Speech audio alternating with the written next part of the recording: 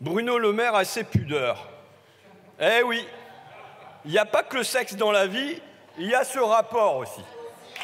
Ce rapport de l'Inspection générale des finances sur, je cite, le modèle économique des sociétés concessionnaires d'autoroutes. Ce rapport, avec sa timidité, Bruno Le Maire a tout fait pour le cacher, pour le maintenir secret.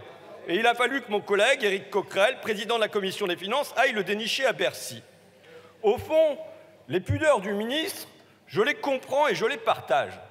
En effet, ces pages me paraissent 10 fois, 100 fois, 1000 fois plus choquantes, plus indécentes, plus révoltantes que les passages érotico-littéraires de Bruno Le Maire. Car que dit ce rapport? Il évalue le taux de rentabilité interne des actionnaires qui s'avère colossal, plus de 12% par an. Ça sans aucun risque, sans concurrence, sans innovation, 10 fois plus sur la période que le livret A. Une pluie de milliards pour les actionnaires.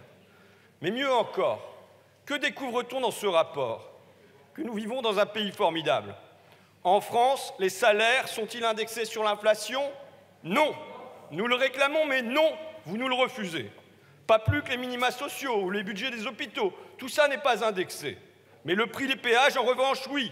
D'où la hausse de 4,75% cette année. Derrière cette donnée, il y a des Français, des travailleurs qui se lèvent tôt, qui prennent leur auto, qui vont au boulot. Ceux du Loiret, par exemple. Les 140 km de l'autoroute A9 coûtaient déjà 12 € en 2010. Aujourd'hui, c'est 25 €, tarif multiplié par 2. Les automobilistes lâchent 1 € toutes les 2 minutes à Vinci sur cette autoroute. Pourtant, j'ai vérifié, sur les aires d'autoroute, les toilettes ne sentent pas le Chanel numéro 5 et je n'ai pas vu de caviar dans les sandwichs triangles. Qu'en disent les auteurs du rapport? Qu'en disent-ils? Ces inspecteurs des finances, je les cite, les décideurs, c'est-à-dire vous, les ministres, vous adoptez des postures de négociation trop favorables aux concessionnaires. Texto. Qu'en termes galants, ces choses-là sont dites. Ça signifie en clair, vous défendez davantage les intérêts d'Eiffage, Vinci, Albertis que ceux des Français. Pour en sortir, les inspecteurs recommandent un raccourcissement de la durée des concessions de 10 ans. Au 30 avril 2026, les sociétés rendraient tout à l'État. Ce serait faisable, d'après les inspecteurs, ce serait, je les cite, légalement envisageable au titre de la jurisprudence Olivet du Conseil d'État. Cependant, ajoute-t-il, l'activation de cette jurisprudence suppose une forte volonté politique. Et votre volonté politique forte, les inspecteurs semblent en douter. Ils n'ont pas tort. Car à la remise de ce rapport, comment avez-vous réagi? On l'a dit, Bruno Le Maire l'a enterré. Et il s'est exclamé « Un super profit, je ne sais pas ce que c'est ». Ah, certes, maintenant que ce rapport est public, le ton a changé. On s'est trompé, concède le ministre. Non, vous ne vous êtes pas trompé. Vous avez trompé les Français. Tous les jours, ils sont volés. Alors, dès cet été, agissez pour les Français. Les autoroutes gratuites, oui, levez les barrières. Levez les barrières de péage, levez les barrières pour les vacances, levez les barrières. Et qui derrière les barreaux? Qui derrière les barreaux? Car qui va payer? Qui affrontera un procès? Bruno Le Maire, Thierry Breton, Dominique de Villepin, Elisabeth Borne, Alexis Kohler et Emmanuel Macron? Ce sont eux qui ont organisé ensemble, par leur incompétence ou par leur malveillance, ce serait à déterminer, le pillage des autoroutes de France. Ce sont eux qui ont transformé les automobilistes en vaches à lait d'Assanef, de Eiffage et de Vinci. Ce sont eux qui ont fait perdre à l'État français, 33 milliards d'euros, 33 milliards d'après les inspecteurs des finances. Qu'on imagine un salarié, cadre, caissière, qui fait perdre à sa boîte 10, 100 €, parfois même juste un bon d'achat. Cet employé-là est convoqué devant sa direction, a droit à un conseil de discipline, risque le licenciement par faute. Mais ces gens-là, Breton, Le Maire, Villepin, Borne, Kohler, Macron, quand furent-ils sanctionnés pour ce gaspillage géant? Jamais.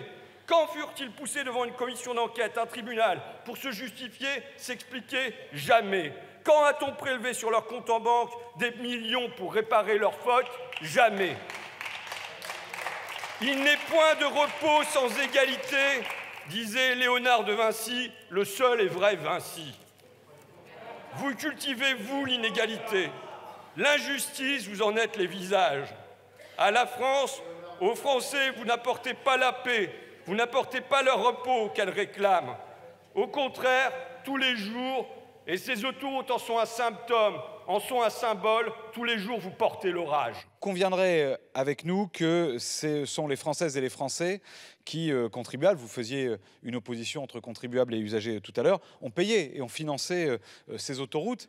Il serait juste, par exemple, que les gains, que les super-profits, dont on découvre finalement qu'on est capable de définir ce qu'ils sont, soient rendus d'une certaine façon aux Françaises et aux Français. Et par exemple, en leur permettant, c'était évoqué tout à l'heure par notre collègue Ruffin, en leur permettant par exemple de pouvoir partir en vacances cet été. Vous connaissez comme nous les chiffres, les nombres de familles françaises qui se privent de départ en vacances, la réalité de cette injustice considérable, notamment pour les plus jeunes d'entre eux, mais pas seulement, et l'explosion de cette inégalité avec l'inflation et le coût des péages autoroutiers. Et donc, à travers une taxe sur les super-profits des concessions autoroutières, nous pourrions faire, oui, vous semblez dire ça comme si c'était quelque chose d'impossible, de lever une barrière de péage et de permettre que des familles puissent partir gratuitement, bénéficier de congés payés, dûment acquis, voir la mer, la montagne et profiter. C'est d'ailleurs, puisque vous revendiquez souvent